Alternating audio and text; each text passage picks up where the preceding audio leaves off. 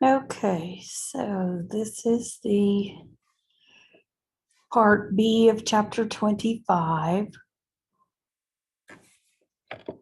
You should be ready for the esophagus on your notes.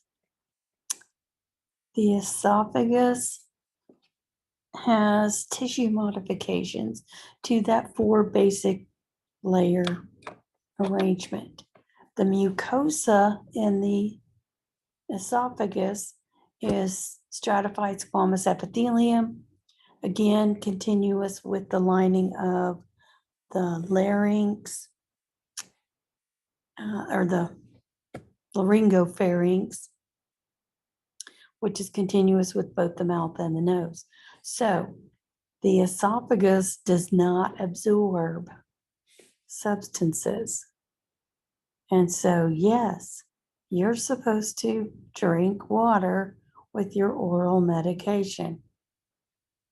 If you don't, then it's going to just sit there eating away at the lining, which is not good, and it's not going to go into the bloodstream.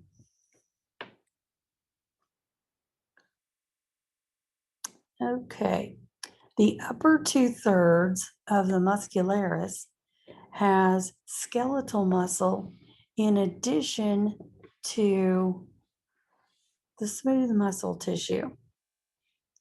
And that's going to go along with deglutition, relaxing and contracting in order to get the bolus out of the stomach or out of the mouth and into the esophagus. And that's where sometimes it feels like things get stuck. They can, the skeletal muscle can contract when it needs to relax. And so it feels like it's not moving down like it should. The esophagus functions. It uses peristalsis to move the bolus into the stomach. You can see that here. And you can see that here in this barium swallow.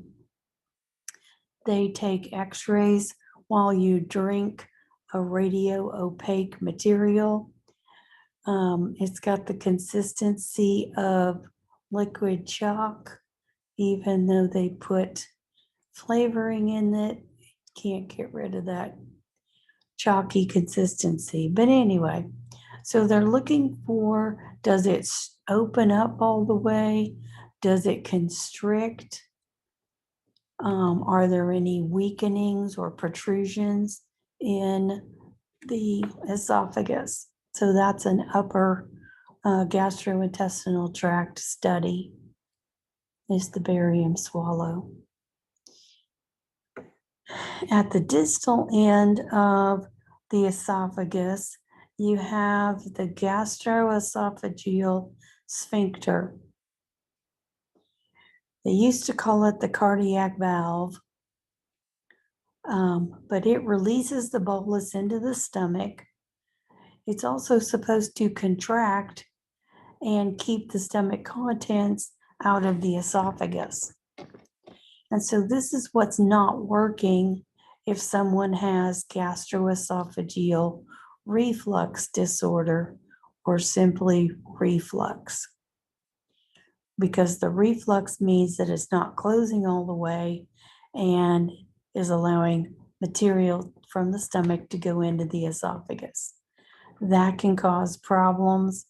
It can cause an ulcer, irritating and damaging the inner lining.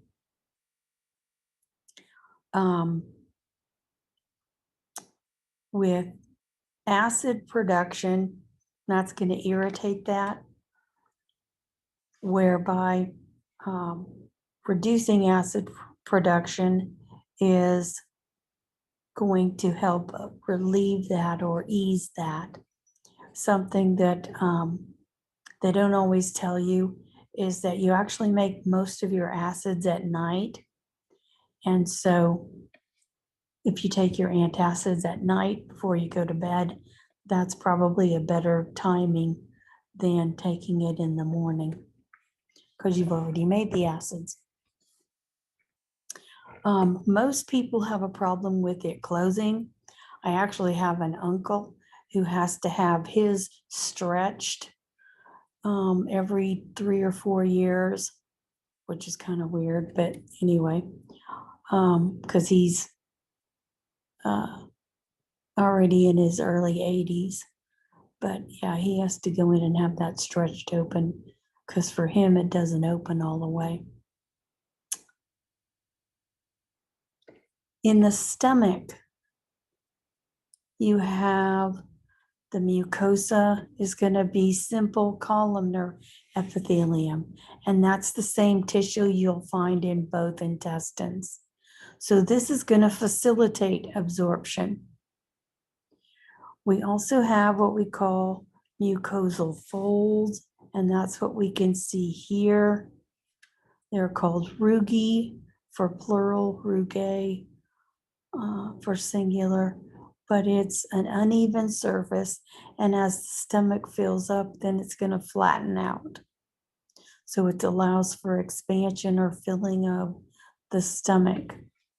So the smoother it is, the fuller the stomach, the more convoluted or folded it is, the more empty it is. In the stomach, you have 3 layers of smooth muscle tissue in the muscularis. You have the original transverse layer going across. You have the longitudinal layer running the length. In addition, you have this oblique layer going across. So you've got the oblique layer, the transverse layer, and you have the longitudinal layer. So going in 3 directions, this creates the mixing action in the stomach in addition to the peristalsis. So your stomach is kind of like a mini blender. In addition, you have what we call gastric glands, and that's what we see here. This tissue comes down. It's not smooth. It has indentations. And so at the base, you have the gastric glands that secrete gastric juice. Again, on your digestive assignment, we'll go through the components of gastric juice and what they do. So one function of the stomach is secretion of gastric juice, mixing action, peristalsis, and limited absorption. You have different segments of the stomach, and these are going to be on your lab list. So the forestomach,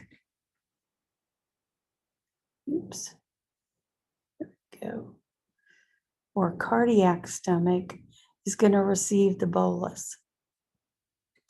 The fundus of the stomach is this domed upper region, and that's where gas collects.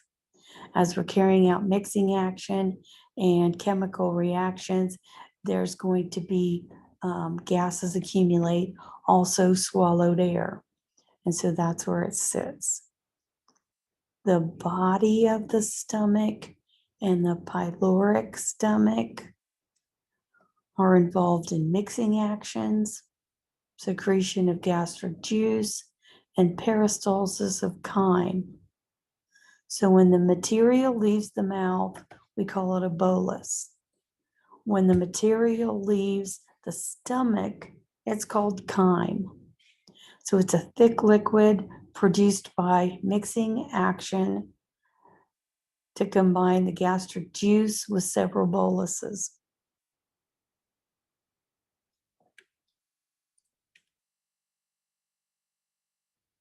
You have a video on the stomach that you need to watch. You have the gross anatomy of the liver.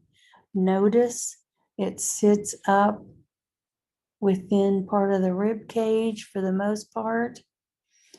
The right lobe is way bigger than the left lobe. So left lobe, all of this is the right lobe. You have two subdivisions in the right lobe. You have the quadrate lobe and the caudate lobe. So the liver is divided into 4 lobes. Those lobes are subdivided into lobules, and that's what we see here. And we see a lobule here, part of it anyway. The lobules are a mass of hepatocytes and hepatic macrophages clustered around a central vein.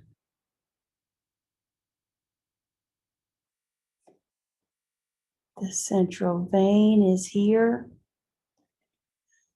You have channels similar to capillaries called hepatic sinusoids.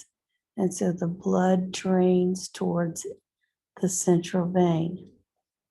The central vein is going to drain into the hepatic veins. These teeny tiny little green tubes are called bile ductules, and they're going to receive the bile in order to transport it out of the liver.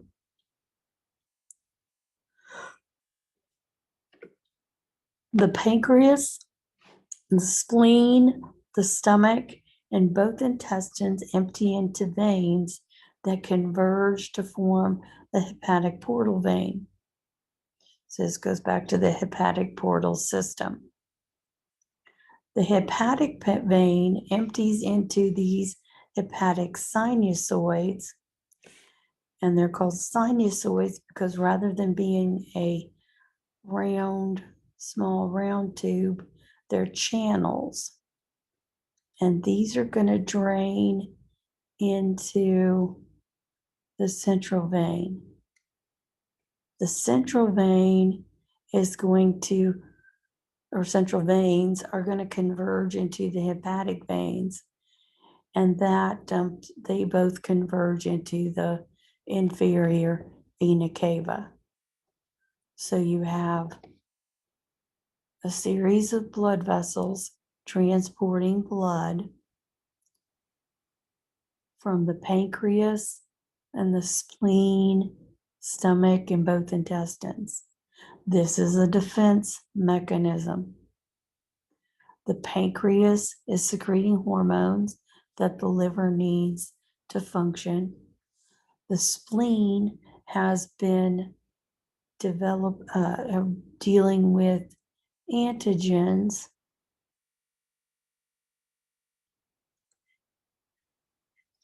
The stomach and both intestines are carrying out digestion.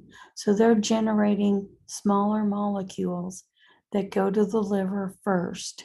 So the liver can make them ours and usable before sending them out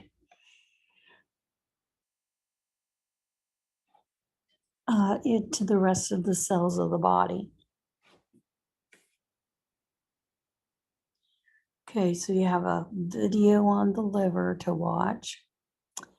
Then we have the pathway for bile. Producing bile is one of the functions of the liver. So we start with the bile ductules. Oops. Those tiny little tubes in the liver.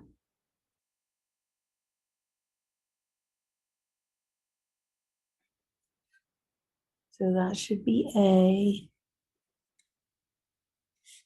You have two right and left hepatic ducts, and they converge to form a common hepatic duct. And that's going to go both into and out of the cystic duct.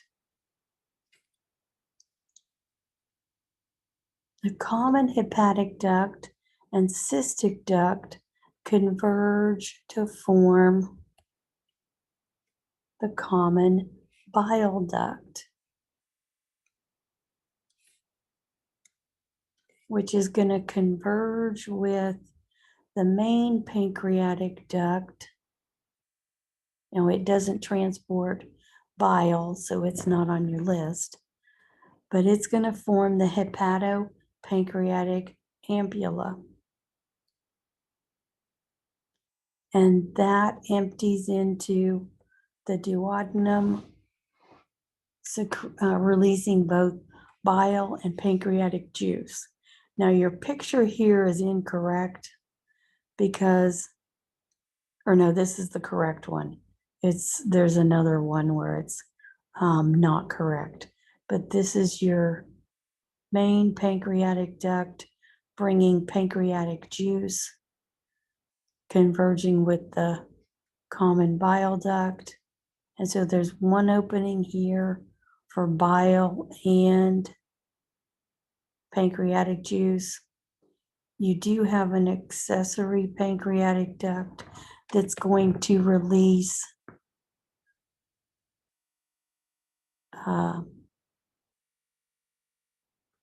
bicarbonate ions. And so that's your pathway for bile.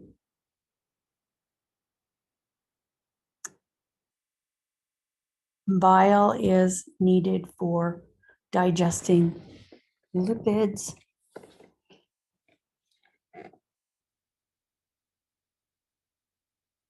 So one of the functions for the liver is secretion of bile.